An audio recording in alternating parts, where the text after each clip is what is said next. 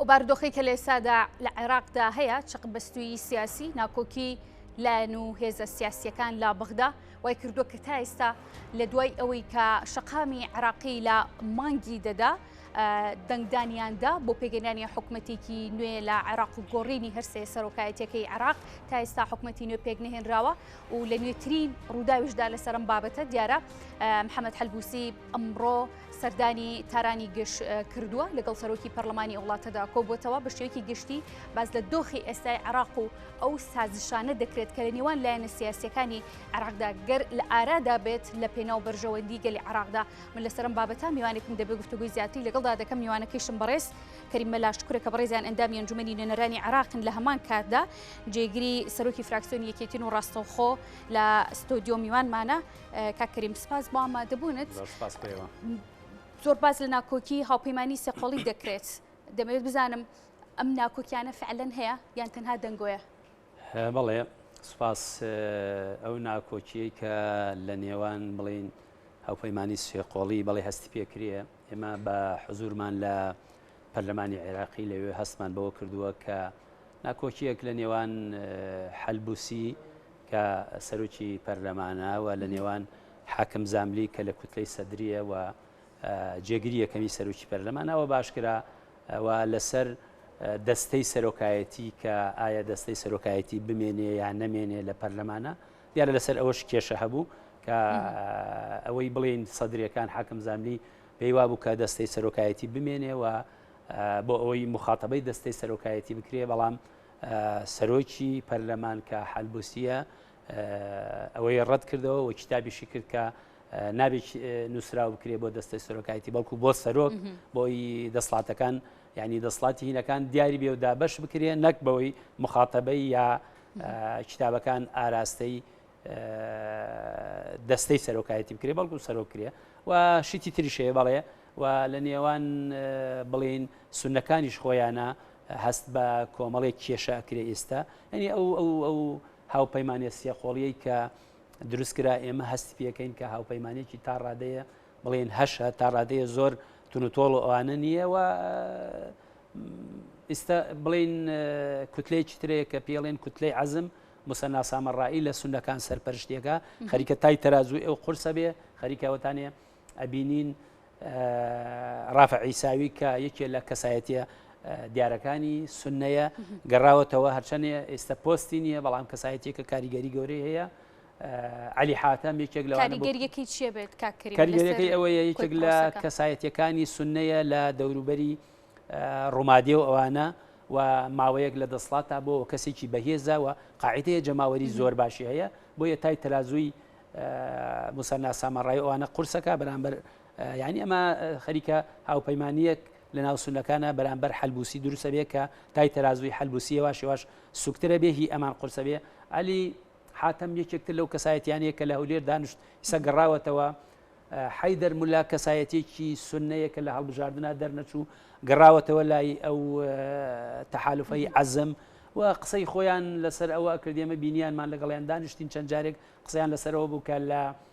تا کۆتایی ڕەمەزان شش حوتێکی ئەندام پەرلەمانی تر ئەوان کە عەزم ئێستا چواردە ئەندام پەرلەمان شەشی تریش دێتە لایەن ینی بەڕاستی ئەوانە هەمووی پێوە دیارە کە ئەوەی کە موسەنا سامەڕایی و عەزمی ناوە خەریکای کات یەواش تای تەرازووی حەلبووسی سوکەکات ئەمانی کە جناب بە باسیەکەی دەزانین کە لە ئێستادا عێراق لە دۆخێکی چەق بەستووی سیاسیایە تا ئێستا حکوومەتی نوێ پێک نێنراوە ناکۆکیە لەسەر پۆستی سەرۆک کۆماریش ئەم ناکۆکیانی کە ئێستا لە نێوان سونەکانە وەکو جنابیش باسی لێوە کرد زیاتر چەق بەستوویەکە قوڵ ناکاتەوە ناکۆکیەکان بە ئاراسیکی دیکەیان نابات کە پرۆسی سیاسی عێراق بەم شێوە بێنێتەوە نا ئەوانەیانەوێ بەڕاستی ئەوەی ئێمە لیان تێگەیشتوین ئەوەی ئێمە لە چوارچێوەی هەمانگی تێگەیشتوین ئەیانەوێ ژمارەی کورسیەکانیان بگەێنە نیوە زایدەن یەک کە بگاتە نیوە زایدەن یەک ئەوانە و کاتاتوانن شتی تر جێبەجێ بکەن بۆ نمونە ئەتوانن لە پەرلەمانی عێراقیە وایە بە نیوە زایدەن یەک سەرۆکی پەرلەمان لادرێت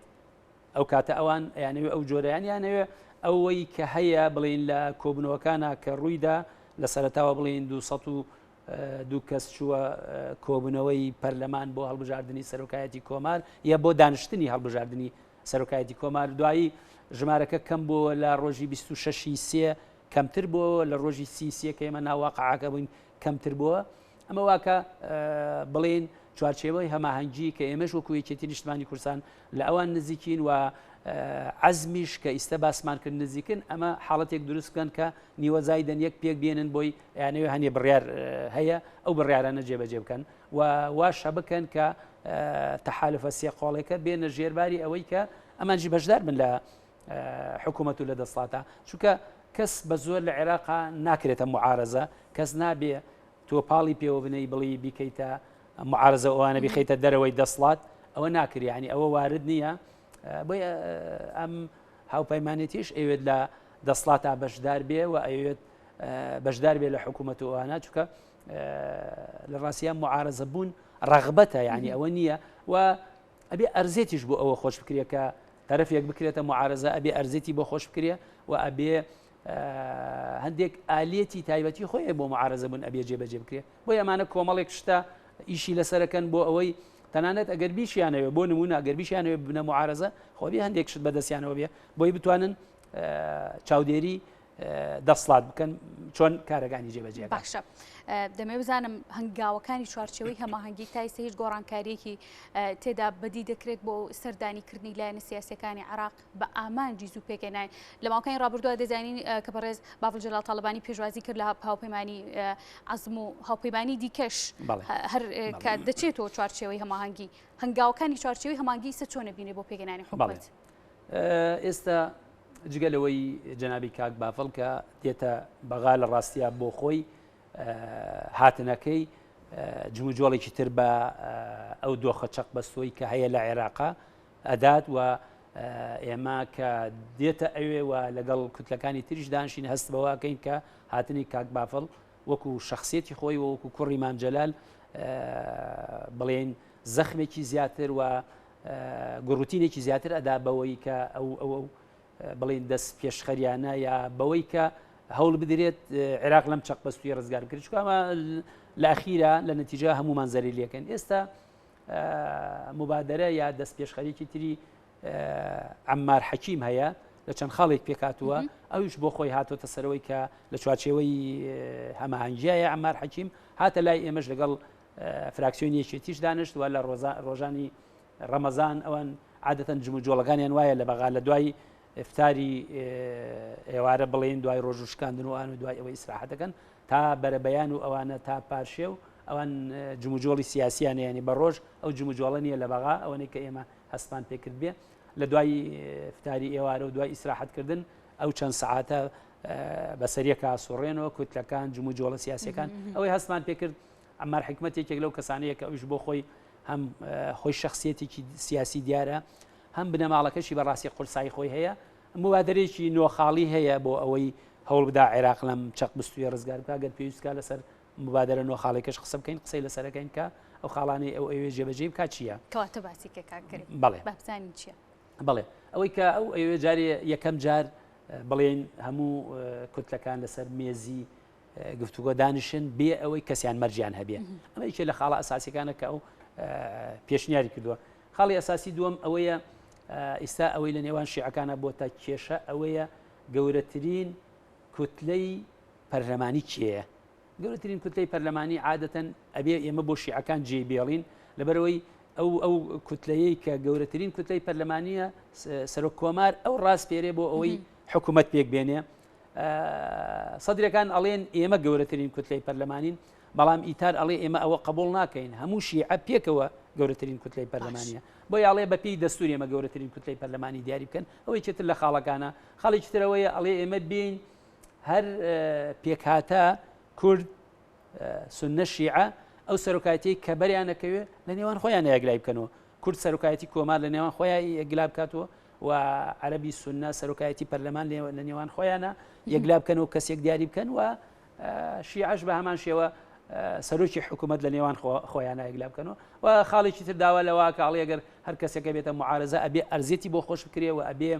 بۆ نمونە هیچ نەبێت سەرۆکی لجنەکان لجانی پەرلەمان پێی بدرێ بتوانێت ئالێتێک لە بەردەستیابێ و چەند خاڵێکی تریتیایە کە خسە لەسەرەوەکە ئێمە بین منافسە بکەین لەسەر ئەوەی چۆن خزمەتەکەین و سەقفێکی زەمەنی دابنرێت بۆ ئەو حکوومەتەی کە تەشکیلەکرێ تا چەند ئەتوانێت خزمەت بکە چکە لە ڕابردووە بەداخەوە حکوومەتە یەک لە دوایەکانی عێراق خزمەتی کەوتۆیان نەکردووە ئەو داواکە سەقفێکی زەمەنی دا بنرێت بۆ ئەوەی ئەو حکوومەتەی کە تەشکیل دەکرێت لە ماوەی مەسەرن بۆ نمونە مانگێ 2 مانگ 3 مانگ ئەو سەقفە دیاری بکرێ بۆ ئەوەی بزانین ئەو حکوومەتە تا چەند سەرکەوتووە بێ ئەوە تقریبا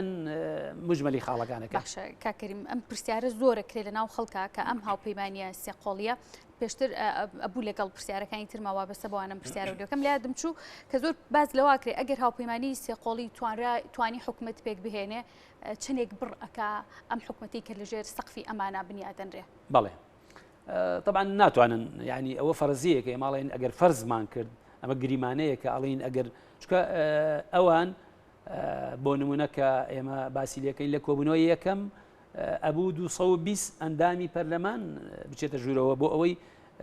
سەرۆکایەتی کۆمار هەڵبژێن اینجارە حکوومەت تەشکیل دەکرێەوە دواتریش لە 26 سێ و اینجاریش لە 30 ژمارەکان کەم بوو ئەوان بەو هەوڵانەی کە دایان دوای گەیشتن ئەو خۆیان گەشتن ئەو قەناعەتەی کە جارێکی تر ناتوانن یعنی تای تەرازوی ئەوان بڵین سوکتر بووە جارێکی تر ناتوان ژمارەکانی ئەوان کەمتر بووە جارێکی تر ناتوانن ئەوە بکەن و ئێمە باوەڕمان وایە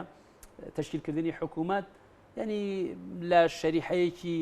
معەنی عێراقی سەرکەوتوو نابێ ئەبێ تا ئێستش ئێمە باوەڕمان وایە ڕاستە حکوومەتە یەک لە دوایەکەکان لە عێراقا خزمەتی باشیان نەکردووە ئەمانەڵێن ئێمە ئەمانەوێ بە حکوومەتی زۆرینە خزمەتی باش بکەین بەڵام تا ئێستا ئەوەنەی ئێمە ئەبینین ئەوەنەی ئێمە ملاحەزاکەین حکوومەتی زۆرینە لە عێراقا سەرکەوتوو نابێت لەبەر تا ئێستا من ناڵێم هەتاتایە لە عێراقا بۆ تا ئەم زەرفەیشە سەرکەوتوو نابێت لەبەر کۆمەڵی کەسباب یەک ئەوەی ئەوانەیە حکوومەتی زۆرینەی لێ تەشکیلکەن کۆمەڵێک کەس وە کۆمەڵێک کارکتەری زۆر گەورە ئەخەنە دەرەوەی ئەو حکوومەتە ئەوانەی مەسەن بۆ نمونە وەکو مالکی وەکو قەیس خەزعەلی وەکو هادی عامری وەکو فالح فەیاز وەکو ئەوانی تر کە ئەمانە یاریکەری ئەساسی بوونە لە ڕابردووە لە عێراقا و ئەمانە قوت بەدەستیانە و چەک بەدەستیانە باسانی ڕێنادەن و ئەمانە لە دەوڵەتی ئێرانەوە نزیکن و ئێران دەوری هەبووە لە تەشکیلکردنی حکوومەتە یەک لە دوای یەکەکانی عێراقا بۆیە ئەمە ینی ئەو حکوومەتە سەقامگیری و ئارامی بە خۆیەوە نابینێ وایە نابینین یعنی سەقامگیری و ئارامی بە خۆیەوە ببینێ بۆیە تەشکیلکردنی حکوومەت سەرکەوتوو نابێ باشترین ڕێگا کە ئێمە لە ڕابردووە قسەمان لەسەری کردووە ئەوەیە کە ئێمە جارێکتر بێنەوە سەر تەوافقەکە بۆ ئەم فترە زەمەنیە و عێراقیش وڵاتێکی ئەوەنە دیموکراسی نییە تۆ بێ ینی ئێستا ئەوانە بخەیتە دەرەوەی حکوومەتەکە و بێ ئەوە پیادە بکەیت و بۆ ئێمەش وەکو کورد کە لەسەر مەبدەئی تەوافق و ئەوانە ئیشمان کردووە لە ڕابردووە زۆر قازانجی ئێمەوە لێدان لە مەبدەئی تەوافق لە دەسڵاتی عێراقیە خەتەرێکی زۆر گەورەیە بۆ ئێمە کە ئێمە ئەیبینین بەیانی ئەو کوتلانەی کە هەیە لە پەرلەمانی عێراق کەس ناتوانێت زمانی ئەوەمان بۆ بکات بێن لە هەڵبژاردنێکی تر و لە دەورەیەکی ترە هەرسێ سەرۆکایەتێکە وەرگرن. باش دێمە سەر پرسی بابتە سەرەکیەکەی ئەمڕۆ کە پرسی سەرەکی و پرسی گەرمە ئەوژ سەردانەکەی محەممەد حەلبوسیە بۆ ئێران و ئەمڕۆ چاوی کەوتۆ بە سەرۆکی پەرلەمانی ئێران. ئەم سەردانە لەم ئانوسادەیە چۆن لێکدانەوەی بۆ کرێت کاریگەریەکێ بێت لەسەر دۆخی عێراق. ئەکید هەر جمو جۆڵێک لەم فترە زەمەنیە هەرچەنە ینی بڵین بابەتی سەردانەکە یان ناوەڕۆکی سەردانەکە ئاشکرا نەکراوە تا ئێستا ئەکید پەیامێکی پێەیە جا پەیامەکە بڵین هی خۆیان بێ هی بڵین برادرانی پارتی بێ هی لایەنەکەی تر بێ کە بڵین تەیاری سەدری ئەوانە بێ پەیامێکی پێەیە چکە دەوڵەتی ئێران یەکێک لەو دەوڵەتانەیە کە ئێمە سنوورێکی دوور درێژمان لەگەڵەیە و بەڕاستی بۆ خۆی عمقێکی هەیە لە ناو عێراقا بۆیە تەشکیلکردنی حکوومەتی عێراقی ڕزگاربوون لەم چەق بەستویە کە لە عێراقا هەیە بەشێکی پەیوەندی بە ئێران و هەیە کە ئەوان وەکوڵێم ینی کاریگەری ڕاستەوخۆ ناڕاستە خۆیان لەسەر ساحەی سیاسی و لەسەر ئەو مەشهدە سیاسی هەیە کە ئێستا لە عێراقەیە بۆیە ئەچیت ئەمە پەیامێکە جا ناوەڕۆکی پەیامەکە ئاشکرا نەکراوە و بینی لەگەڵ کاک مەسعودیشا دانیشت پێشەوەی بچێتە ئێران ئەچیت شتێکەیە لەوانەیە پەیامێک لەوێەوە لەگەڵ تەیاری سەدریا دانیشت بێەوە لەگەڵ خۆیانە کە بڵین وەکو سونە و وەکو ئەوان ئیسە تەحالوفی سیادەیان پێڵێن ئەوەی حەلبوسیە و لەگەڵ برادرانی پارتیشا دانیشت بێ و پەیامێکی پێبێ بیباتە ئێران بۆ ئەوەی شتێکی تازیان پێبێ ئەوانیش بۆ ڕزگاربوونی ئەم وڵاتە لەو چەقەسویە. باشە دێمە سەر باسکردنی دەستپێشخەریەکانی چوارچێوەی هەماهەنگی دەزانی بر لە مانگی ڕەمەزان مقتەدا سەدر باسی لەوە کرد کە ئەوان چل ڕۆژەیەن بە چوارچێوەی هەمانگی شیعەکان بۆی کە حکوومەتی نوێ پێک بهێنن ئەمان چیان کردو لەم ئانووساتەیە و ئەو فترە زەمەنی ئەو سەقفە زەمەنی کە سەدر دایناوە قبولگانە چوارچێوەی هەمانگی چوارچێوەی هەمانگی ئەگەر ئەویانە قبولبی یا قبول نەبێ ئەمە شتێکە بڵێن مقتەدا سەدر ئەڵێ ئەوە دوای ماوەیەکی تر ئەڵێ ئەوە من فترەیەکی زەمەنیم داوە ئێوە و ئێوە نەتانتوانی حکوومەت تەشکیل بکەن ینی وەکو ڕیسالەیە کە پێیان بڵێ ڕاستە ئێمە نەمانتوانی حکوومەت تەشکیل بکەین ئێوەش نەتانتوانی حکوومەت تەشکیل بکەن ینی ئەمە ئەوەیە من ئەڵێم ئەمان لە هەوڵی ئەوانە جێبەجێ بکرێ بەڵام ئەم فترێشە تەواوە بێ حکوومەت تەشکیل نابێ ئەبێ ئێمە بین لەسەر ئەم دەست پێشخەرایانە کە ئەوەی کە من نازانم ئەوەی حەلووسیەکی پێەیە کە چۆتە ئێران لەبەرەوەی هیچی لێ ئیعلان نەکراوە بەڵام ئەمەی بڵین ئەمار حەکیمە یەکێک لەو دەست پێشخەریانەی کە پێویستە ئێمە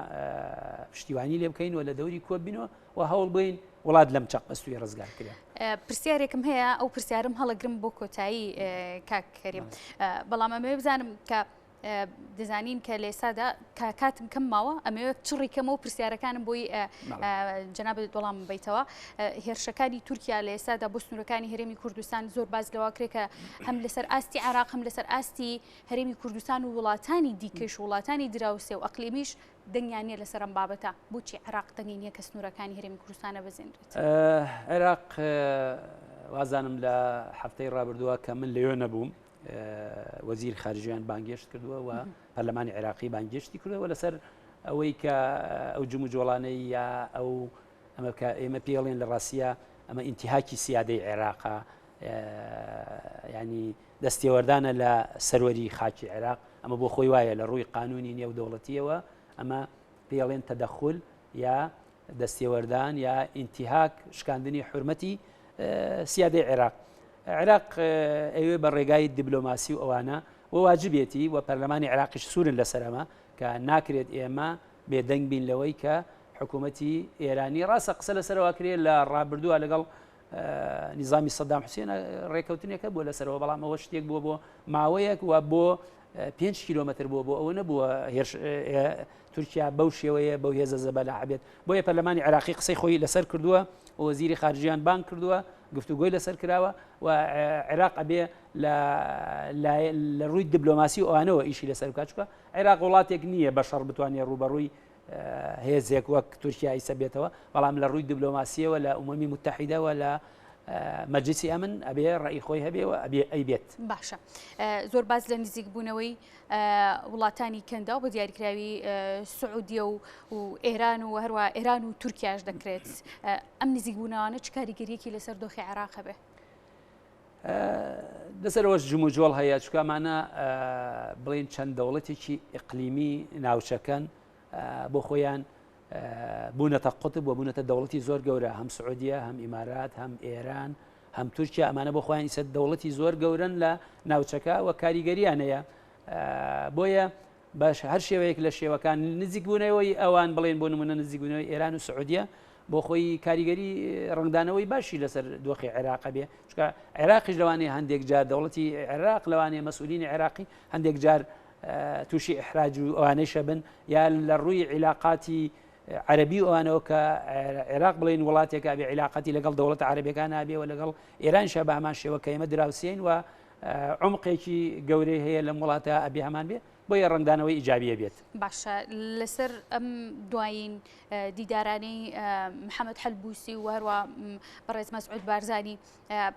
زۆر باز لەو دەکرێت کە ڕەنگە جۆرێک لە جۆرەکان کاریگەری دابنێن لەسەر ڕای مقتەدا سەدر لە پێگەنانی حکوومەتی داهاتوو ئەمان ئەتوانن ڕای مقتەدا سەدر لەسەر پرۆسی سیاسی عێراقا بگۆڕن؟ ئەمان مقتەدا سەدریسە ئێستا هێزی یەکەمە ینی بڵێن گەورەترین کوتلە کە دەنگی هێنابێ ئەوە مقتەدا سەدرە 73 کورسی هەیە بە دەرەجەی 2-3 بڵێن ئەوە حەلبوسیە و دوایش مالیکی و دوایش برادرانی پارتیە ئەو بە خۆی مستەشاری خۆی هەیە و قەناعەتی خۆی هەیە و هەندێک جار هەندێک بڕیایشەدا لە ڕاستیە لەوانەیە ئێمە تەوەقعی نەکەین ئەگەر وەزعەکە بەو شێوەیە بڕاوە نەتوانن یعنی بەم چەق بەستووی کە هەیە ئەچی دەویش دێتە سەرەوەی کە بە شێوەیەکی تەعامل بکات لەگەڵ ئەو دۆخەی لە عێراقا هەیە چکە ناکرێت ینی ئەم چەق بەستووی کە هەیە تاکەی ئەوە 6 مانگ و شتێک بەسەر هەڵبژاردننی پەرلەمانە تێپەڕیوە تا ئیستا حکوومەت تەشکیل نەبووە بۆ یا بێ ئەو کە گەورەترین کوتلە یا بێ بێت مبادرەی تر بکوە ئەبێ بێت ئەچیت ئەمانیش کاریگەری خۆیانەیە لەسەری دوا پرسیارم کە هەڵم گرتو بۆ کۆتایی ئەویش